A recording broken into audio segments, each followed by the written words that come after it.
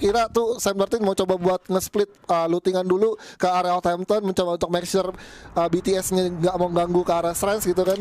Dan ya secara dari pembagian tentunya tim-tim yang lain nggak ada yang bersinggungan, walaupun sebenarnya EVOS dan juga GPX sudah berada di posisi yang jarak dekat ya. Gue agak deg-degan tadi karena saya ingat gue CGGG bisa turun ke Shrines juga. Betul. Ya kan, tapi kali ini CGGG tahu kali ya, ini mantan juara dunia nih.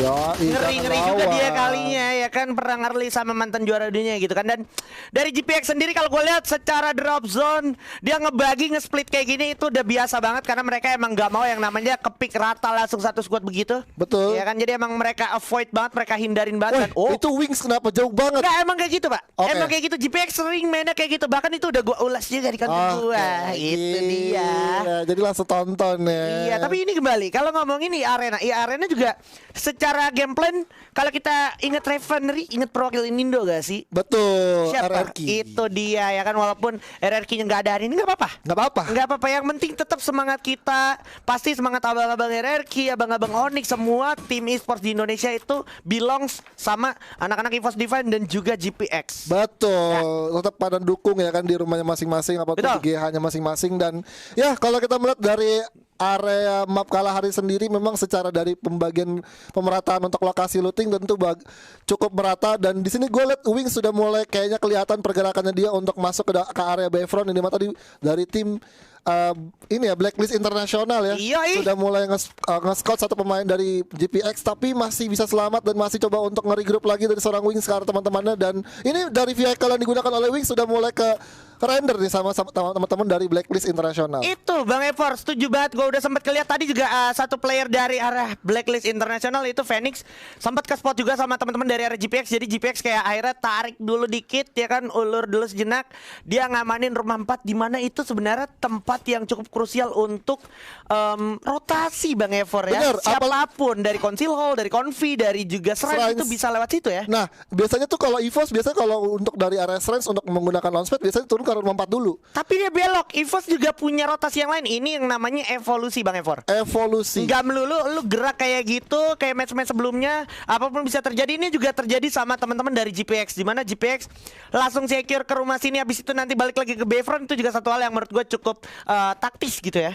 Benar, dan juga mungkin dari teman-teman GPX juga harus belajar ya, karena kan kemarin waktu di play-ins teman-teman GPX juga ditatakin sama teman-teman Phoenix Force ya kan, dan secara mungkin dari GPX juga udah mulai sadar, udah mulai ngebaca dan udah mulai belajar juga bagaimana posisi-posisi yang memang sangat-sangat tidak diuntungkan untuk teman-teman GPX berperang di area Bayfront. Karena dari area Bayfront sendiri lu lihat aja kemarin di play-ins GPX benar-benar ditatakin sampai mundur ke arah belakang. Dan sekarang kita melihat di sini posisi pembagiannya memang dari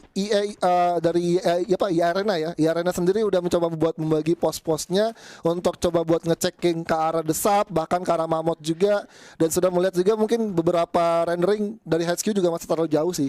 Gue lebih tertarik ngelihat EVOS dari Shrine terus jalan ke bawah, abis itu naik lagi ke atas untuk make sure Southampton ada orang apa enggak. Karena perlu dicatat tadi pesawat pas turun itu tadi burst the sky atau satu tim yang turun di Southampton itu kelihatan sama EVOS. Jadi EVOS kesimpulannya sama persis kayak game pertama, setelah dia kelar dari observer, tarik dikit ke pertengahan Katul, terus dia balik lagi ke dekat situ, ke dekat tempat dia turun untuk make sure apakah di belakang ada orang apa enggak. Belajar dari pengalaman itu namanya Bang Evan. Betul, belajar dari pengalaman. Dan memang mungkin dari Sam Martin juga kan tadi sempat juga buat berdiam diri, untuk berdiam sedetik lah ya, sedetik atau 2 detik untuk melihat memang sebenarnya di Southampton itu ada musuh apa enggak. Dan mungkin kerendering pas ketika lagi turun di pesawat ngelihat dari Sam Martin bahwa BTS ada di sana, dan makanya itu mungkin jadi satu concern buat teman-teman EVOS. Coba buat kecekin dulu, jangan sampai masuk terlalu dalam. Siapa tahu mungkin nanti pas lagi masuk terlalu dalam itu bakal di setup sama teman-teman BTS. Yes, betul sekali. Dan ini sepertinya kalau kita berbicara dari arah EVOS Divine, tentunya dari arah Survivors Indonesia udah pasti sangat menunggu-nunggu aksi mereka. Jangan lupa berikan dukungan terbaik kalian dengan spam hashtag juga FFindo bersatu. Apapun keadaannya, entah itu untuk EVOS Divine, entah itu untuk GPX, karena mereka semua adalah perwakilan kita, yaitu Indonesia. Dan kalau kalau kita berbicara Shrines, tentunya lootingannya bakal jadi mantap, tapi berbicara lootingan yang mantap juga di sini udah ada seorang BO juga yang tadi Glowal 8, Medkit 8, itu udah banyak banget Bang Efor. Benar, dan gue di sini mau coba buat jelasin dulu sedikit mungkin dari teman-teman BTS, tapi sudah mulai ditatakin oleh teman-teman Arena, yang dimana sudah mengenai satu critical headshot ke arah pemain yang menggunakan motor dan akhirnya hilang rendering untuk di area Refinery. Iya, itu nyaris aja ya, itu pasti panik juga Pak ya. Panik juga. Tangannya tremor juga, tiba-tiba ada 4 peluru 5 peluru nembak ke kita gitu kan. Untungnya dari arah Arena nggak langsung dapat momentumnya terus. Kalau dapat langsung momentumnya terus mungkin 1-2 orang kenok tuh Pak tadi ya. 1-2 orang mungkin kenok. Mungkin yang menggunakan motor itu juga bakal langsung jadi makanan untuk teman-teman. Nah ini dia nih, langsung dipanggil helikopter. Ini UAV Light. Helikopter. Dan sudah melakukan yang namanya pengintaian ke area command post, di mana juga ada si Zizi ya. Iya. Ya memang juga udah coba buat berdiam diri untuk mencoba buat nge-set up defense mereka di area command post, dan post to postnya juga udah enak banget dari seorang Patrick ya kan. Hidup seperti Larry, dia berada di area tower atas command post dan bisa melihat secara luas visionnya ke arah teman-teman dari BTS maupun ke arah Arena. Oke, jadi emang kesimpulannya dari arah gini dari tadi ya cuman standby sekitaran command post aja gitu ya. Namanya juga command post itu emang tempat yang masih sering menjadi tempat untuk zona-zona selanjutnya. Tapi berbicara zona selanjutnya, ada yang mau masuk zona selanjutnya tapi agak sedikit di delay, dibegal dulu sedikit sama tim Arena nih juara Thailand, tapi ternyata yang bakal dapat malah dari CGGG. Nggak kelihatan di map emang, tapi kalau di notif kill pasti kelihatan tuh Momo. Tiba-tiba nih Momo bukan kaleng-kaleng, bukan Momo Geisha tapi ini tolong bukan. ya. Dan Momo juga menjadi momok buat timnya. Betul, bikin takut musuh-musuhnya. Betul. Tapi di sini ada saudara kita nih. GPX sama EVOS ketemu di rotasi mereka selanjutnya, dan sekarang teman-teman dari GPX satu pemainnya sudah berhasil diculik dan sudah ada lineman juga meledak. Hati-hati Mr. 05 dan mencoba untuk menghirup inhale terlebih dahulu, tapi bakal coba buat ngulur waktu terlebih dahulu.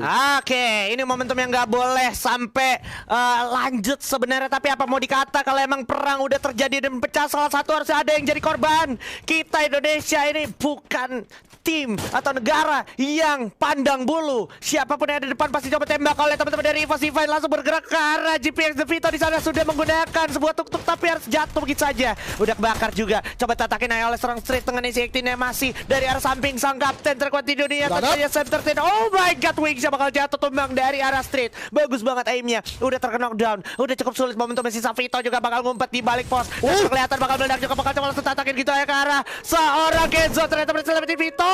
Bagus banget momentum di sini untuk EVOS, walaupun saudara sendiri harus tetap kita makan karena ini Indonesia sekali lagi. Tim yang memang menunjukkan kualitas fair play tertinggi tanpa pandang bulu sekali lagi Bang Efor. Iya, dan kondisinya memang teman-teman GPX sudah nggak bisa lagi untuk bertahan lebih lama karena tiga pemain tersisa, dan tadi sebenarnya Wings juga mencoba buat ambil high ground untuk bisa lebih leluasa ketika dia mau coba buat nge-shot ke arah teman-teman EVOS Divine untuk menggunakan satu senjata snipernya.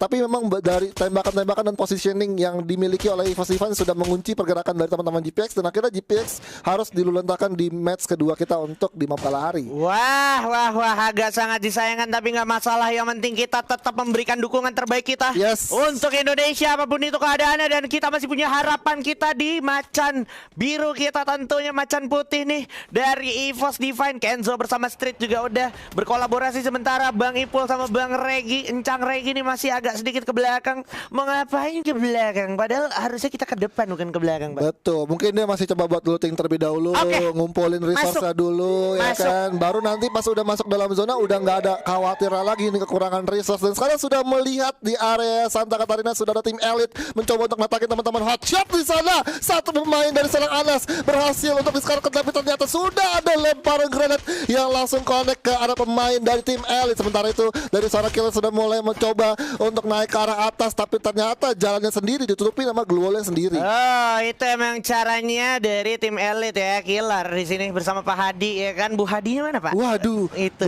Bu Hadi nama lu Adi? Bukan Pak, ini kalau ngomongin Pak Hadi tadi posisinya cukup bagus, cuman jauh banget Pak. Takutnya kondisi dari timnya tiba-tiba tuh kan kayak satu udah kepick gitu kan. Betul. Kalau seandainya satu kenok lagi agak susah dari Pak Hadi untuk follow up. Terbukti dari tim Hotshot juga yang emang kebetulan dia di dalam kempon yang akhirnya nggak terlalu bisa banyak ke spot, Pak. Waduh, tapi di sini helikopternya kembali lagi ya kan, untuk Helikopter. memberikan satu informasi. Dan di sisi lain Heavy juga di sisi kanannya udah coba natakin teman-teman dari tim Elite. Dimana Pak Hadi sendiri juga udah sulit banget untuk bisa bergerak secara leluasa dan bisa mengcover teman-teman. Tapi sudah ada satu critical headshot yang didapatkan oleh tim Elite menuju ke arah teman-teman Hotshot Aji Spen. Oke, Panda bakalan memantau juga tentunya dengan core coba tembak dari jarak jauh untuk menghancurkan gol-gol yang ada tim Elite. Dan juga Hotshot di sini nggak diuntungkan, boleh gue bilang siapapun yang lepas dari salah satunya akan tetap terpantau dan juga terjaga, terbegal oleh tim Heavy. Kalau ngomongin Heavy artinya kan berat.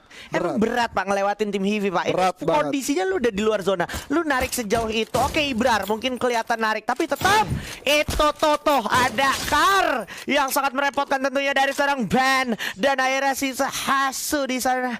Apakah dia bisa bertahan mengefor, mengingat kita lihat dari Heavy sendiri cukup konsisten untuk tetap memberikan tembakan-tembakan dan juga aim ke arah Hotshot. Betul, dan di sini gue melihat POV dari teman-teman Heavy sendiri sudah hafal ya, ketika dia mencoba buat rotasi ke arah Santa Karina, dia udah tahu posisinya. Tapi di sini Pak Hadi pun juga sudah nggak bisa memiliki posisi yang sangat diuntungkan karena sudah ditatakin dan akhirnya didapatkan oleh tim Heavy untuk menambahkan pundi-pundi poin kill mereka untuk di map Kalahari. Dan sekarang kita melihat POV dari seorang killer sudah mulai ketat lagi oleh seorang Ban dan sudah mempersiapkan senjata double car-nya untuk menumbangkan seorang killer yang sudah berada di luar zona. Dan tembakan dari Woodpecker-nya mampu memecahkan kepala pemain dari Heavy, dari seorang Kim Chon, dan masih bisa untuk di revive Aji Spen. Oke, itu Kim Chon adik-adik, bukan kimchi. Kalau kimchi itu makanan ya.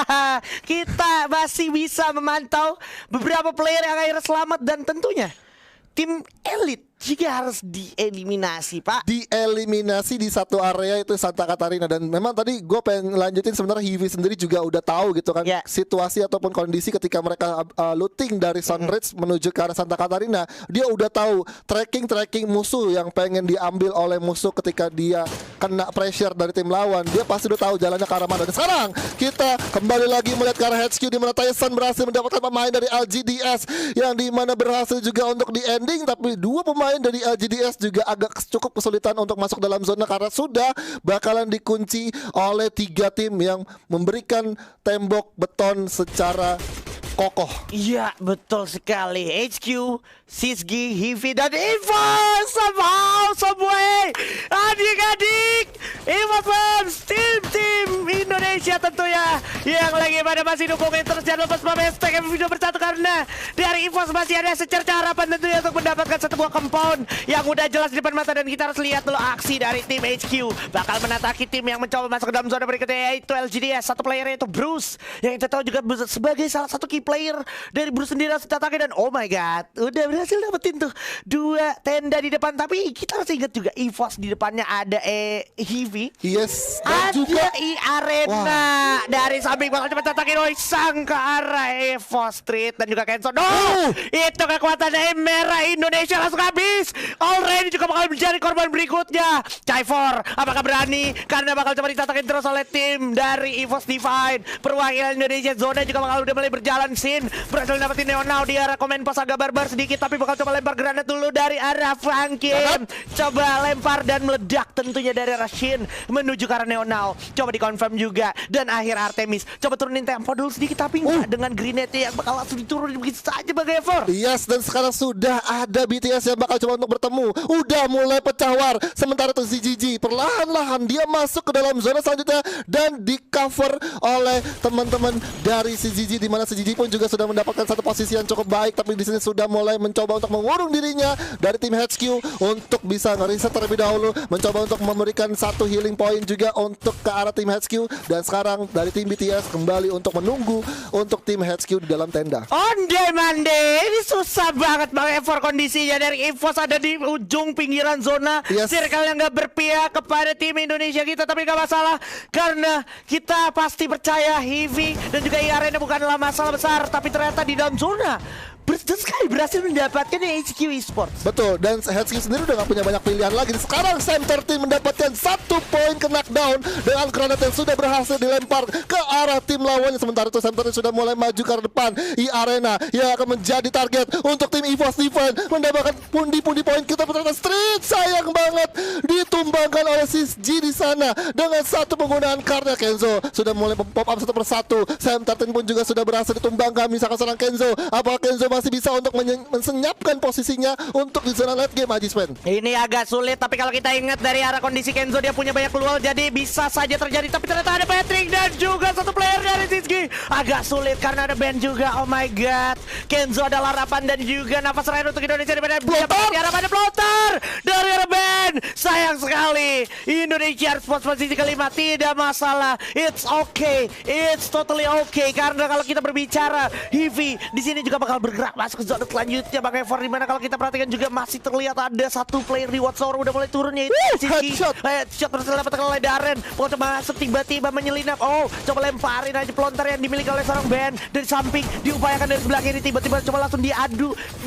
mekaniknya. Krononya bakal diledakkan dan dihancurkan dengan sebuah UMP dan juga double barrel. Iya, tapi sementara itu dari seorang Pudai coba untuk membredel menggunakan satu senjata UMP-nya. Si GG tereliminasi di peringkat keempat. Sementara itu masih ada Eevee yang masih bertahan dengan 9 poin gila. Mencoba untuk membredel lagi dengan mini Uzi, tapi ternyata sudah terkena lineman yang dipasang oleh seorang CZG Gaming. Dan akhirnya Burst the Sky harus tereliminasi di peringkat kedua. Dan ini buyah untuk teman-teman Eevee